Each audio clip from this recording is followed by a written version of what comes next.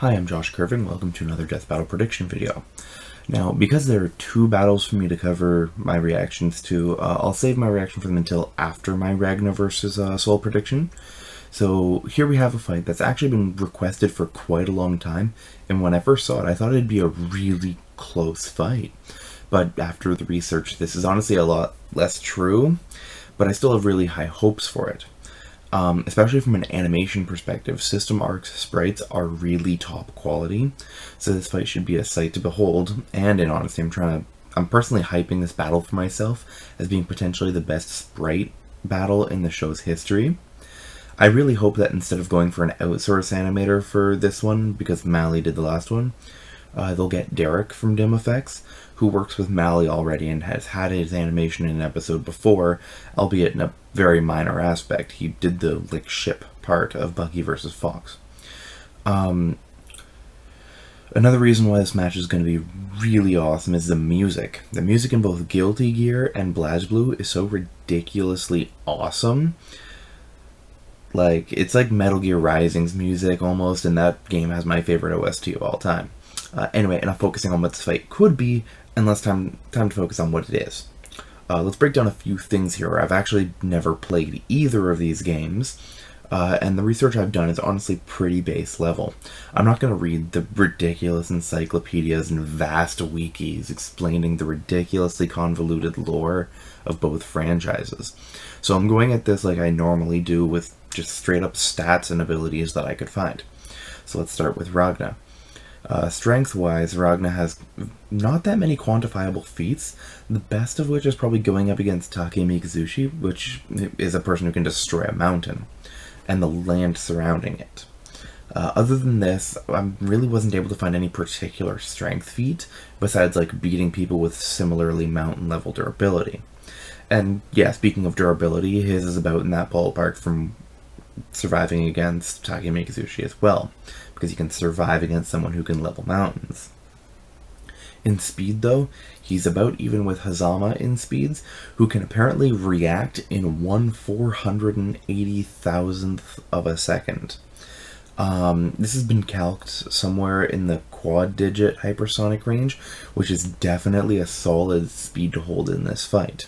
Pretty sure that makes him the fifth or something fastest character that they've ever used, behind Superman, Goku, maybe I think Majin Buu and Kirby, so fifth or so. Now for Ragna's weapons, it's the Blood Scythe.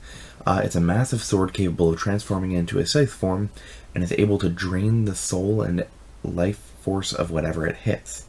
In the Death Battle preview, they said Ragna got it from himself, which is kind of the short answer.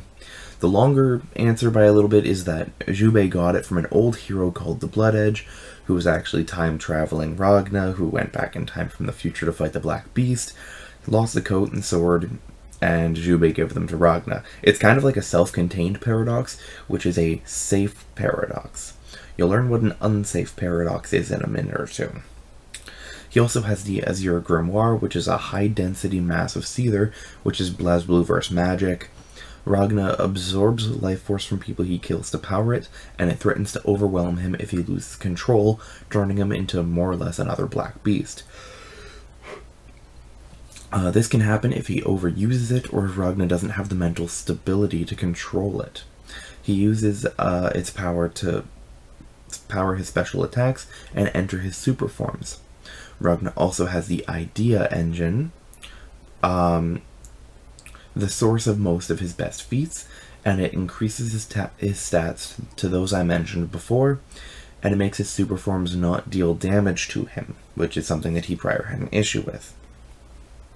For his attacks, most are just specific uses of the Azure Grimoire or the Blood Scythe, as is the case for Hellfang, Inferno Divider, Gauntlet Hades, Dead Spike, Blood Scythe, the attack, not the weapon, mind you, Belial Edge, and Not Over Yet, which is a grab for enemies that are laying on the ground.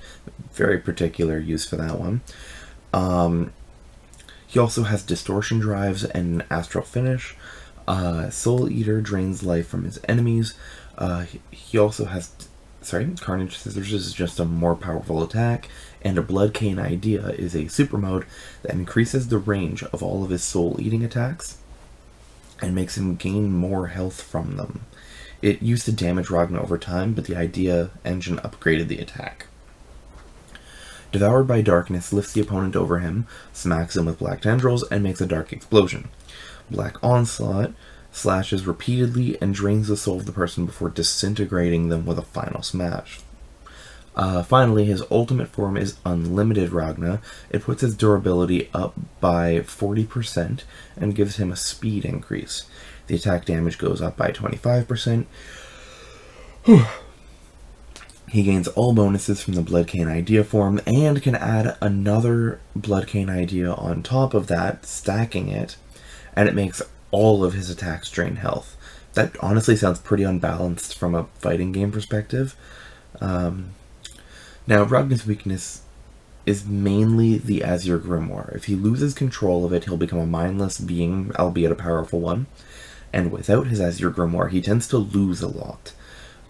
He doesn't have as good of a track record as you'd think either, and he does lose quite often. He's also arrogant and doesn't tend to plan things out.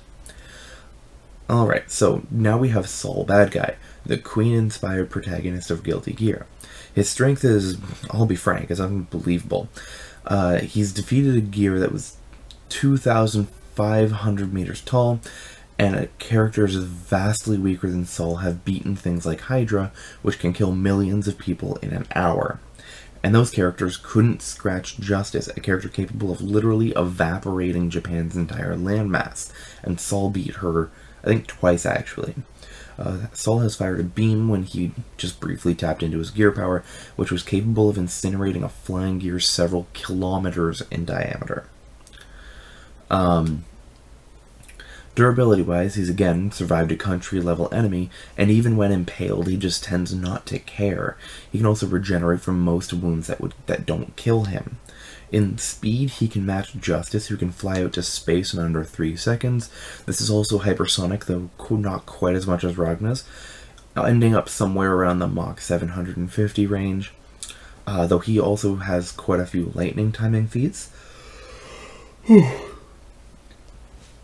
some of which would likely bump him up to quad digit. His weapon is Fuankin, which is a part of a special weapon called Outrage, that uses his fire powers and has a newer add-on called Junkyard Dog Mark II that can fire off fire projectiles. Besides this, its only real special feature is that it's made of more powerful material meant to destroy gears with high durability. His only other thing that would really count as a weapon is his headband, called a gear cell containment device.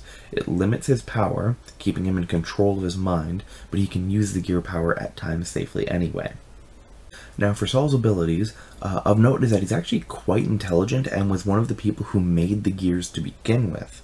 As a gear, Sol is ageless and has been living for over 150 years, evolving and growing more powerful the whole time. They magically adapt to the things around them instinctively. Also, because Sol limits himself so much, nobody really has any idea of his upper limit, as he refuses to show it. Sorry, I just woke up. With his moves, he's got his Gunflame projectile, a feint that puts him into a counter stance, Volcanic Viper anti-air, Grand Viper, Bandit Revolver, Bandit Bringer, Riot Stomp, Wild Throw, Fafnir, Sidewinder, and Kudokero, most of which are just fire-enhanced melee attacks. Then he has his instant kill moves, Branding Breach, where he punches them in the gut and explodes them with fire. All Guns Blazing is a Judas Priest song. Oh, shit, sorry. It's an attack where he blasts past the enemy and a torrent of flame blasts him into the air. His most awesome one, though, is Napalm Death, where he blasts forward with a massive flame and just smashes them with a Knee of Justice to the face. As note, all of these kill in a single hit from full health in gameplay, so I'm unsure how they'll be portrayed in this death battle. Lastly, Sol has the Dragon Install and Dragon Install Second. Both are forms that buff his stats, regenerate his health, and beef up his signature abilities. He can use an attack called the PBB when he's in the Dragon Install forms, and it allows Sol to grab the enemy and they both explode. They both take damage, but the enemy takes a lot more. So specific victories on Soul's side are winning against Justice, Dizzy, Eno, Kai, and one-shotting Megadeth class gears. But overall, his best feat is undoubtedly Eno traveling back in time and killing his past self. But why is that such a good feat, you ask? Because it didn't get rid of him. Remember how I was saying before about safe paradoxes and unsafe paradoxes? This is the latter. That was supposed to blink Saul out of existence, but he somehow tanked it with a sheer nope. That for his weaknesses, though, he's mostly just really lazy and won't fight at full power for fear of losing control. He's also never beaten that man, which is the villain of Guilty Gear. And if he taps into his gear power too much, he'll end up similar to Black Beast Ragna, mindless and powerful. So, in the end, how's this fight going to go? Well, putting the stats side by side, Ragna's faster, maybe doubly so about, but the gap between their damage outputs and durabilities is ridiculous. It doesn't matter if Saul can't tag Ragna himself, he can just smack the country they're in. The experience is also vastly in Saul's favor. It doesn't help that Saul's gear power will make him likely to adapt to the life-stealing throughout the match. So overall, I side with Saul. Now then, the last two battles. We'll start with the bad and end with the good. So, Dreadpool versus the other guy, which is basically what that episode was. Deadpool was massively amped to levels he isn't at, while Deathstroke was portrayed as some base human level schmuck for Deadpool to be funny around and then beat. Ultimately, this became the most pointless fight in Death Battle history when they denied Deathstroke the option of a battlefield removal. As I said in my prediction, the entire thing hinged on them not simply going, Deadpool can't die, he wins, and that's exactly what happened. Not only that, but horrendous levels of non-canon material were brought in. Namely, that they actually used the Deadpool Kills the Marvel Universe comics, despite being an entirely separate universe, being a character officially named Dreadpool, and the sword in question actually working by nullifying Wolverine's mutant healing factor, so it does require a bit of an assumption that it would work on a scientifically created healing factor. Regardless, the sword was never actually obtained by Deadpool, and just because Slade couldn't heal from it doesn't mean it has any chance of breaching his armor, considering it tagged a submarine being thrown onto it with no ill effects. In all honesty, this fight would simply be a stalemate, Deadpool unable to die yet unable to kill Deathstroke because of his armor and skill. Ultimately, I call this episode tampered with, because Deadpool's powers would actually allow him to do that. That said, the animation was quite excellent, this being the first time we see Torian deal with two faster fighters. He pulled it off in spades, and from an animation standpoint, this episode was just about perfect. There were some minor clipping issues, but oh well, that'll happen. As a note, I feel Takahata did a decent job of voicing Deadpool, but holy shit, Lord Jaser did an amazing job of voicing Deathstroke. Anyway, that episode added to the oft-growing fanfiction pile, due to the fight not being Deadpool versus Deathstroke, but being Dreadpool versus the other guy. Now then, Kirby versus Majin Buu. So in the end, Death Battle did good, I think. I'll start with the animation here. That was friggin' awesome. The music was amazing, the choreo was fantastic, and the fight kind of had a bit more narrative than most of them do. And the humor was really on point, often with the faces that were put onto Kirby. Plus, having seen several reactions live, I can confirm that the DBZ sodium chloride fountains are back in full effect. While I can admit that I have a slight bias towards Kirby, I knew what he was capable of going in. So, the battle wasn't perfect, and the flaws are actually pretty huge. On Boo's side, they didn't include all of his forms, but I can more or less understand why they did that, with him requiring specific characters to reach certain forms, and that Super Boo wouldn't really have helped that much. They more or less took all of his abilities and slapped them into Kid Boo anyway, so, nah. On Kirby's side, though, you've actually got, like, 7 forms out of the potentially 24 that he could have been given, and some of his best forms were actually ignored, like Mirror Kirby, Ghost Kirby, and Copy Kirby. Overall, though, his stats were portrayed pretty well, so I kind of chalk it up as them giving Kirby the bare minimum that he needed to win. That said, their method of using the copy ability was horribly flawed, basically asking people to attack the decision. They had Kirby gain his abilities from enemies in normal time, basically giving him outside help. This is actually outside help he did not need, though. His Copy Essence Deluxes and the Copy Palette can literally give him each of those powers and more without being outside help. That was definitely a strange decision on their part, though. So overall, one good episode and one pretty bad one. Anyway, I'll see you guys after Ragna vs. Sol comes out. Have a good one.